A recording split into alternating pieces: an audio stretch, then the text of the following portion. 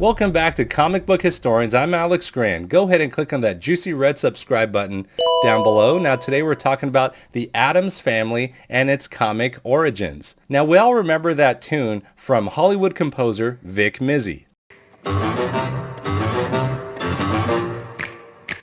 The Addams Family television show aired from 1964 to 1966 for a total of 64 episodes about a morbid family scaring their neighbors with characters like Gomez, Morticia, Uncle Fester, Grandmama, Pugsley, and Wednesday. A lot of immigrant kids like myself felt a kinship with this show because maybe we were the weird family on the street surrounded by the quote-unquote normal Americans. Anyone can see when this show premiered that the characters were fresh, hilarious, and interesting. Unfortunately, it only lasted 2 seasons, but did have a brief 1 season of an animated series in 1973 by Hanna-Barbera, maintaining Ted Cassidy as the voice of Lurch. Yes. Most of the cast, however, got back together for the 1977 reunion Hollywood movie. It may be the macabre nature of the show, but this newer color version didn't quite have the same magic as the 60s version. But it was nice to see the original Gomez and Morticia back together again, played by John Astin and Carolyn Jones. 1991 and 1993 saw a revival of the characters in 2 Academy Award nominated films, The Addams Family and Addams Family Values, starring Raul Julia and Angelica Houston, which captured an even more morbid version of this family, and honestly maybe something a little more comics accurate to the original cartoon. These movies were so successful that they also made it possible for 2 seasons of a 1992 animated Addams Family series, with Gomez's voiceover performed by the original actor, John Astin. Yes, lucky devil. Unfortunately, the actor portraying Gomez in the 2 celebrated Hollywood films, Raul Julia, died of complications related to his stomach cancer in 1994. So there was not a 3rd film in the movie series, hence another hiatus, and a later return of the Addams Family in a straight-to-TV film in 1998. This TV film was poorly received, but did star a very interesting Tim Curry as Gomez. This came close to killing the franchise, but not quite enough, so a season of the new Addams Family was put on Fox Family the same year, 1998, in both the USA and Canada for a total of 65 episodes produced by Shavik and Saban Entertainment. Neither of the 2 previous outings did well, and the characters were put to rest for a little while and revived again as a musical in 2010 with Nathan Lane portraying Gomez. Eventually, the copyright owner, MGM, finally caught up with the CGI generation of animated movies with a 2019 Addams Family film that fared well at the box office. However, it's important to know that the characters in the CGI animated film look the way they do because they're physically based on the characters originally presented in 1938 in the single-panel comic or cartoon created by Chaz Addams for the New Yorker magazine. Charles Chaz Addams grew up in Westfield, New Jersey with an interest in stories of knights and castles, written by Sir Arthur Conan Doyle. He began drawing in kindergarten and suffered from claustrophobia, but used to frequent cemeteries to imagine what the buried bodies looked like, and would trespass on the property of a nearby Victorian house that would be eventually used as the Addams Family Mansion. He drew cartoons for his Westfield High School student magazine, attended art-focused classes at Colgate University, University of Pennsylvania, and the New York Grand Central School of Art. One of his original jobs in 1933 was pretty morbid. He retouched photos in True Detective magazine by removing blood like some sort of virtual undertaker. He started to contribute one-panel cartoons to the New Yorker in 1932, and in 1938 he drew his first of a series of macabre caricatures that became the Addams Family.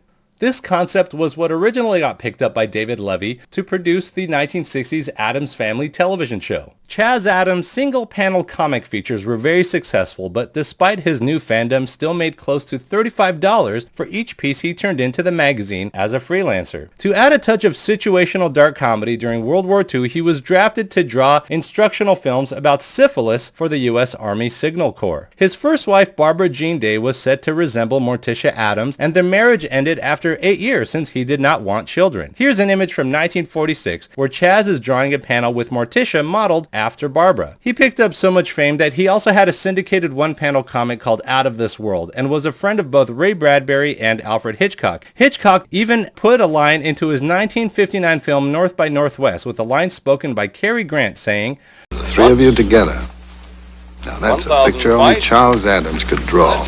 The intensity of his Addams Family panels varied often with the editor. For example, William Shawn didn't like jokes about death, but Addams still returned to his darker roots when Shawn left and Robert Gottlieb filled the spot. He then married attorney Estelle Barb in 1954, who persuaded him to give her control of his TV and film rights, after which they divorced. She was reportedly as good-looking as she was calculative. Whenever interviewers would come to his home, he made sure they would see his embalming table, headsman's axe, or skulls, as his bread and butter did depend on his fans thinking he was insane. He often told people he chose his dog because it hates children, and married his third wife, T, in a pet cemetery. They would stay married through to his death. His wife, T, reported that Chaz would stare and study things like the differences between fresh and saltwater fish, and kept a suit of armor collection harkening back to his childhood love of knights. He loved automobiles and reportedly died peacefully of a heart attack behind the steering wheel of his parked Audi 4000, but not without leaving a unique legacy which was preserved by his wife, T, who had been a source of many images shown today of Charles Addams' works. It wasn't just the characters that were used for the 1960s TV show, but also some jokes. This 1943 panel of Lurch carrying in luggage, with Morticia asking the guests to scream if they need anything, was used in the 1964 episode Art and the Addams Family. If you want anything, just shriek. Check out this 1945 cartoon panel of Gomez and Morticia worrying for their son Pugsley for being misguided enough to wear a wholesome Boy Scout outfit. This subplot was used in the 1964 episode Morticia and the Psychiatrist, where Gomez tries to talk Pugsley away from his unhealthy obsession with being a Boy Scout. The important thing, Pugsley, is for a boy not to take a wrong turn. Gosh, Dad, you might have ended up as a scoutmaster. Boy, you're sicker than I thought. In the 49th episode, 1965's Christmas with the Addams Family, there are two references to Chaz Addams' comic, one from 1952, where Wednesday is blowing oxygen to ignite the fireplace to get prepared for Santa going down the chimney, presumably to burn to death. Good. Come on, Pugsley.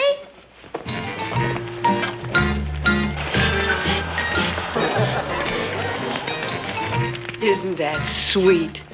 They want to give Santa a warm welcome.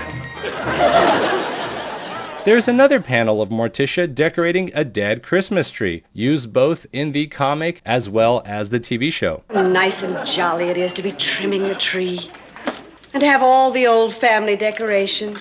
Here's one from the 1946 cartoon of the Addams Family pouring a vat of scalding hot liquid on Christmas carolers. This same scene is the opening credits for the 1991 film. La la la la la la la, throw the ancient Yuletide carol. La la la la la la.